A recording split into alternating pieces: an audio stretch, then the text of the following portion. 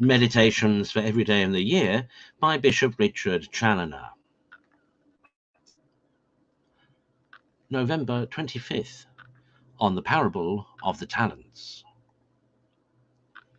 Consider first how our Lord in this parable likens himself to a man going into a far country, who called his servants and delivered to them his goods.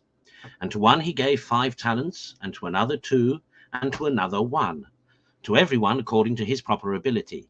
And immediately he took his journey.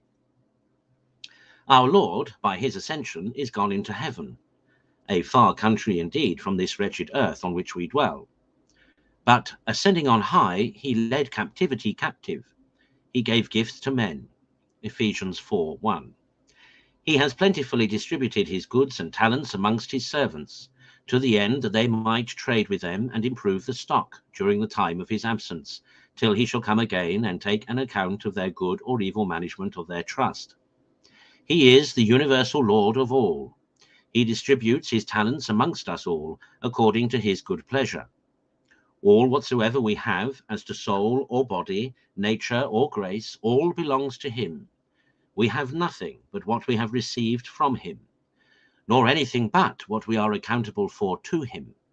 And those that have received more than their neighbours have nothing to be proud of.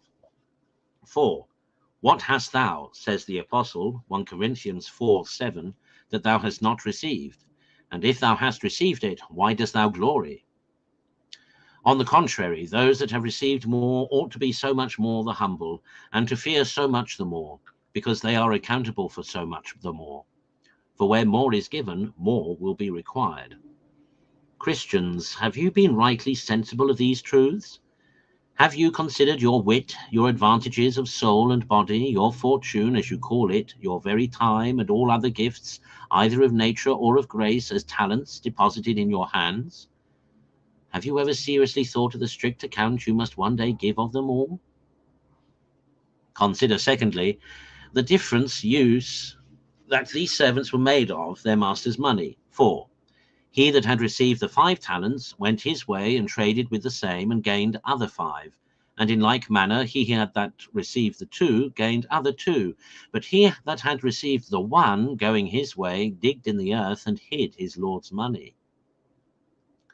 The 2 former are proposed for our imitation, that by the like industry, in corresponding with divine grace, and employing in a proper manner all the gifts of God, and laying hold on every opportunity of good, we may continually advance in virtue, and, like these good and faithful servants, improve and double our stock.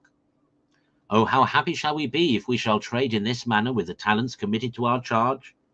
And though one of these servants gained 5 talents and the other but 2, yet as the latter who had received but 2 was no less industrious than the former, gaining as much in proportion as he, so as to double his stock as well as he, we find him rewarded in like manner, and the same eulogium given to him by his master. Well done, thou good and faithful servant, because thou hast been faithful over a few things. I will set thee over many things. Enter thou into the joy of the Lord. Verse 23. Oh, what encouragement is here for those who have received fewer talents, since we see if they make proper use of what they have received, they shall be rewarded equally with them that have received more. But oh, the sublime reward that is here set before us in these words, enter thou into the joy of thy Lord. For what is this joy of our Lord?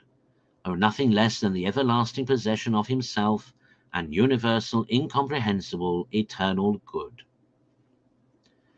Consider thirdly, how he that buried his master's money is here condemned, both as a slothful and a wicked servant, as a warning to all such Christians as, having received talents, that is, gifts, graces, or advantages of any kind from God, do not employ them to his greater honor and glory, or to their own or their neighbor's improvement or advancement in good.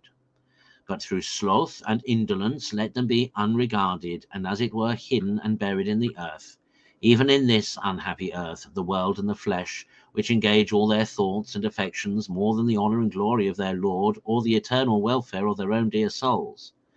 But where all this is like soon to end, by the sentence pronounced against this naughty servant, take ye away the talent from him, and give it to him that hath the 10 talents. For to every one that hath shall be given, and he shall be abound. But from him that hath not, that also which he seemeth to have shall be taken away. And the unprofitable servant cast ye out into exterior darkness, there shall be weeping and gnashing of teeth. But if the unprofitable servant come off so ill, who only buried his master's money, what will become of so many thousands, who do not content themselves with making no good use of the talents they are entrusted with, but squander them away, and even pervert and turn them all against their master, by making them the instruments of sin? O my soul, hast thou never been so unhappy?